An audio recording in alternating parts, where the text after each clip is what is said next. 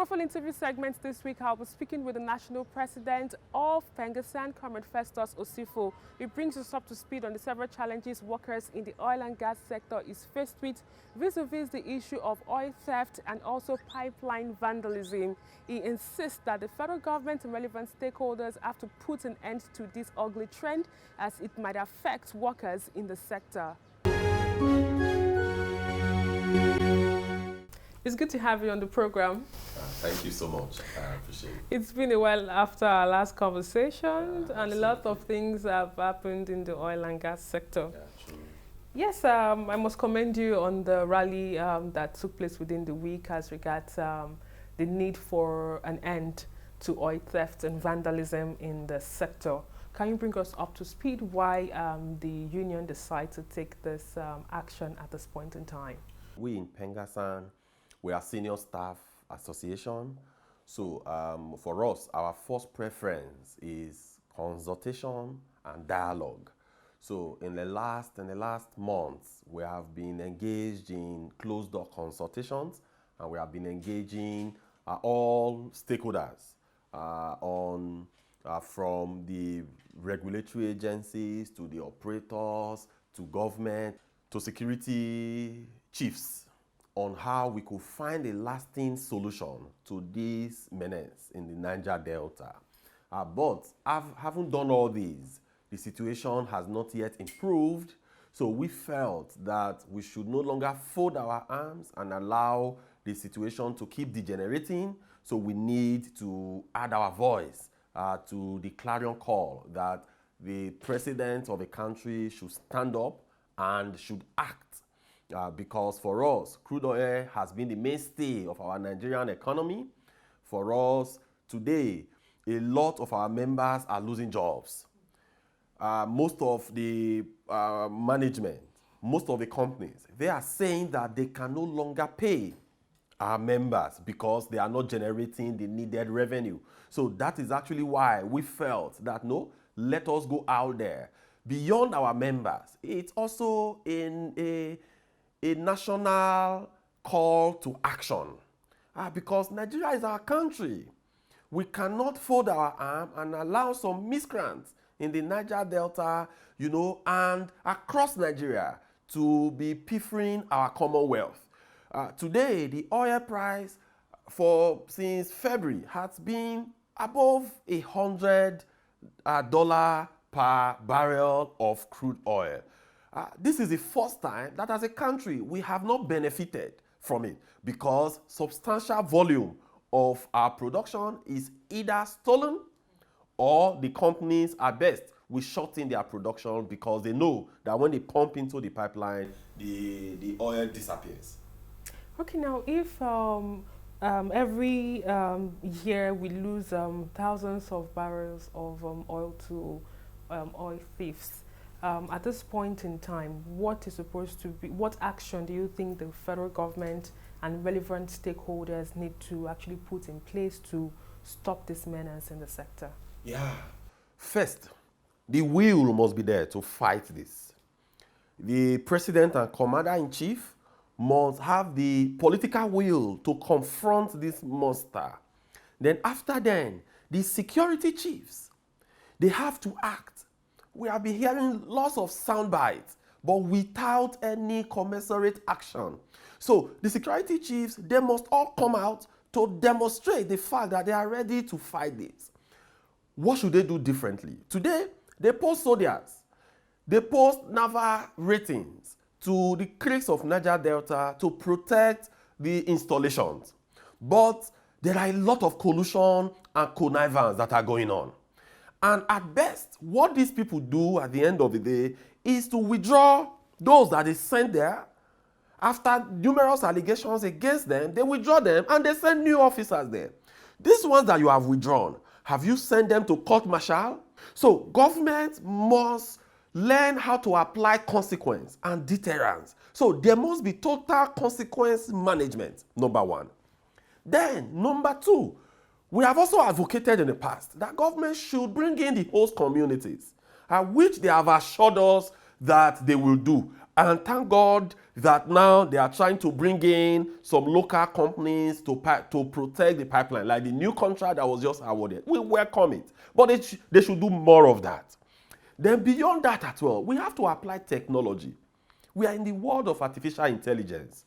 We are in the world of fourth industrial revolution, where you have nanotechnology. You have varying technology today that you could apply in order for you to get real-time data and real-time information.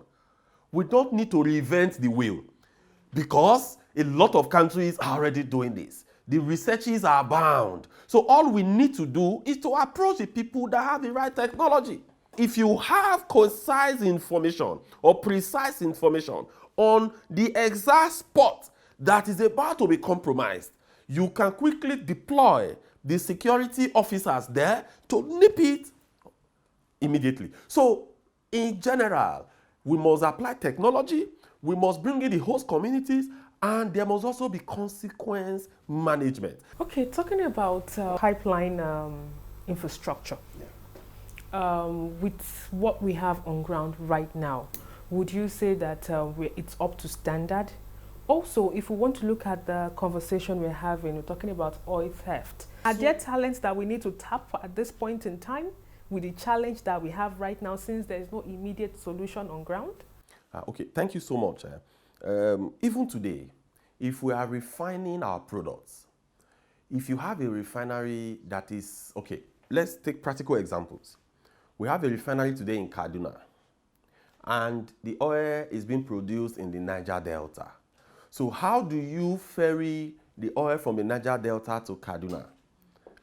You don't have waterways that you could use in doing that. The best way that you do that today is through pipeline. So even if Kaduna refinery was functioning, you have to transport this oil from the creeks in Niger Delta to Kaduna refinery. So that means there could still be compromise. Except you will now have to situate refineries, close to every oil installation, which is practically not possible. So even if we refine, we will still have that problem. Where we could not have that problem is if most of our oil installations are very close to the waterways, and those waterways are dredged, and you have to now bring tankers close to that waterways, and you pump the oil into it, and the refineries too must also be close to a jetty. Then you cannot transfer via the tankers to the... But practically, pipeline is naturally the safest, the most convenient, and the easiest way of transporting petroleum products. You could recall that even in Europe, today, in Germany, they are crying because the pipeline that links Russia to Germany has been closed down. So you can imagine the length of pipe that will move between Russia to Germany. So today, we are building West African pipelines to transport gas and to transport crude oil. We're also thinking, I think a contract was signed recently where we want to transport gas from here to Morocco via Europe, to Europe. So that shows that you cannot really dispense with pipeline. It is key, and it is very necessary for us to pass this crude oil through the pipeline rather than putting in the tanks. But where tankers are used majorly are the offshore locations, shallow waters and deep water locations. Because there, in most of those locations, you don't have pipelines that could send to terminal. So what you do is that you have a storage unit like FSO or FPSO, where you have to store the crude, then you bring in tankers periodically to bunker the crude into the tanker. Then that could be exported abroad. So the reason we are still producing about 70%, or rather exporting 70% of what we produce, is actually because most of the major production today is gotten from offshores and deep water. It's been up and down. It's been fluctuating in terms of what Nigerians have been experiencing as citizens in terms of fuel scarcity and the likes. There's this, or experts, from what I've read, have alleged that if we do not get fuel pricing right, there's every possibility that there will be not much improvement that can be made in the oil and gas sector. How would you respond to this? Yes, for us in the labor movement, we have been advocating for several years that we are not against the deregulation, the full deregulation of the downstream sector of the petroleum and gas industry. But the challenge that we have had over the years is that we import these products. So when you import products, what you are doing is you are exporting jobs. So today, we do, if you take 200,000 barrels of crude to Oxtra to refine, you are killing jobs in Nigeria, and you are creating jobs over there. So that is the fundamental problem. Now, if you refine the product there, you are going to bring in the product to the country. And in doing that, you are going to bring in the product via tankers. That tankers needs to be paid for. So when the mother vessels come to the water, to the ocean, you will not need to use the smaller vessels, which are referred to as the daughter vessels, to go and bunker from it. At the end, you will still pay for it. So that inefficiency and that cost will not be transferred to the Nigerian populace. So that is why Labour had advocated over the years that we are not against subsidy removal, but you should remove subsidy when you are now self-sufficient locally. Why our refinery is not working? Thank God today, the Port Harcourt refinery is being revamped, and we can confirm that a lot of work, are going on today in the Port Harcourt refinery. But same should be done for Warri and for Kaduna, so that let us produce the 18 million liters of PMS that these combined refineries could produce. Then Dangote refinery is coming on stream. Let Dangote refinery also come, because government also have 20% stake in the refinery. So when we now do this, we are not self-sufficient. There is now jobs created in Nigeria, and that extra cost that will be passed on to Nigerians will be eliminated. But there is still a problem. And what is that problem?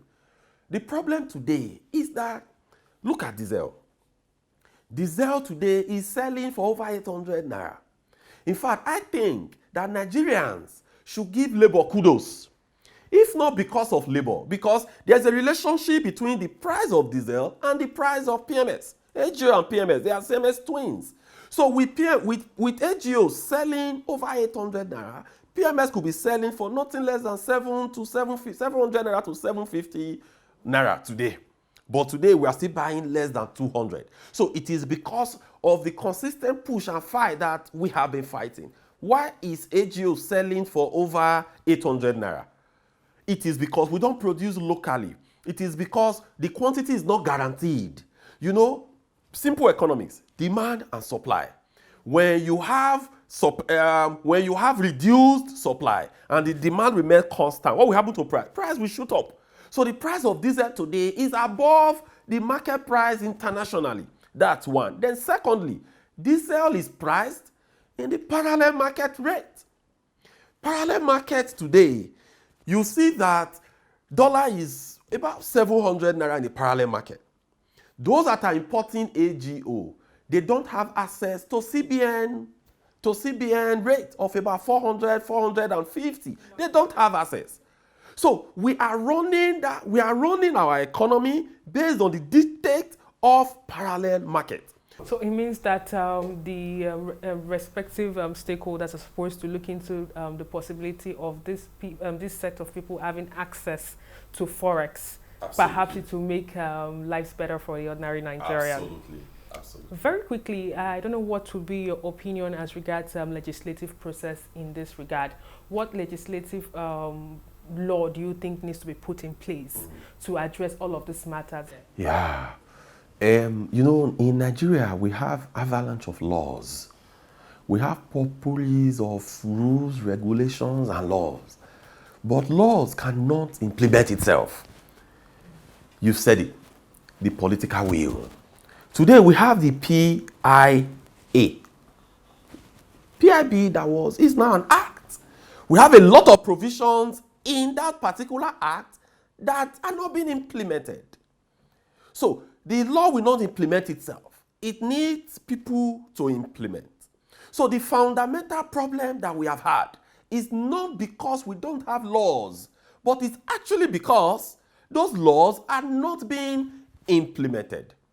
Today, even the old laws, the archaic laws we've had in the petroleum sector, if we had implemented them to the latter, we would have grown much more. Today as well, as a country, we cannot tell you the quantity of PMS that we consume. We can't tell you. We cannot.